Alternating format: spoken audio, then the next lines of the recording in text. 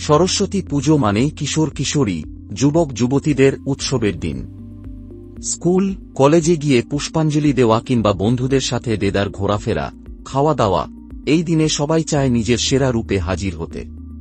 কিন্তু সুন্দর দেখানোর জন্য আমরা অনেক সময় অতিরিক্ত কসমেটিক্স ব্যবহার করি, যা আমাদের ত্বকের ক্ষতি করতে পারে।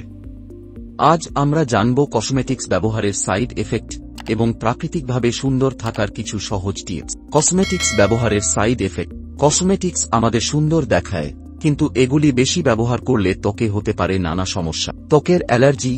কিছু কসমেটিক্সের রাসায়নিক উপাদান ত্বকের র্যাশ অথবা চুলকানি সৃষ্টি করতে পারে। অত্যাধিক মেকআপ পোর্স ব্লক করে, যার ফলে ব্রণ হতে পারে। অ্যালকোহল ভিত্তিক পণ্য ত্বকের প্রাকৃতিক আর্দ্রতা নষ্ট করে শুষ্ক করে দেয়। নিম্নমানের কসমেটিক্স ব্যবহারে ত্বকে সময়ের আগে বয়সের দাগ আসতে পারে। তাই কসমেটিক্স বাছাই করার সময় সতর্ক হওয়া খুবই গুরুত্বপূর্ণ। কিভাবে প্রাকৃতিকভাবে ত্বক ভালো রাখবেন জানেন কি?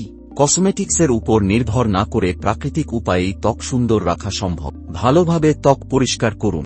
বাইরে থেকে বাড়ি ফিরে মুখ ধুয়ে নিন। মুলতানি মাটি বা বেসনের মতো প্রাকৃতিক উপাদান ব্যবহার করুন। ত্বক আর্দ্র রাখুন। নারকেল তেল বা অ্যালোভেরা জেল ব্যবহার করুন। প্রতিদিন অন্তত 8 গ্লাস জল পান করুন। সুষম খাবার খান। ফল, শাকসবজি এবং বাদামের মতো পুষ্টিকর খাবার ত্বককে ভেতর থেকে উজ্জ্বল করে। সানস্ক্রিন ব্যবহার করুন। রোদে বের হলে অবশ্যই সানস্ক্রিন ব্যবহার করুন। প্রাকৃতিক মেকআপ করুন। হালকা মেকআপে কাজ সারুন। কুমকুম, টিপ এবং কাজলের মতো প্রাকৃতিক উপাদান ব্যবহার করুন। উৎসব উপভোগ করুন, ত্বকও ভালো রাখুন। সরস্বতী পূজা মানেই খুশি আর আনন্দের দিন।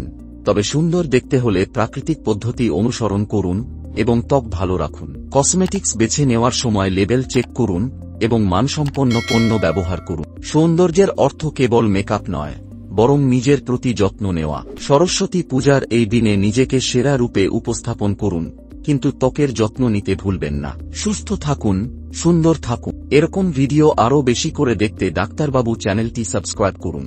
শুভ সরস্বতী পুজো।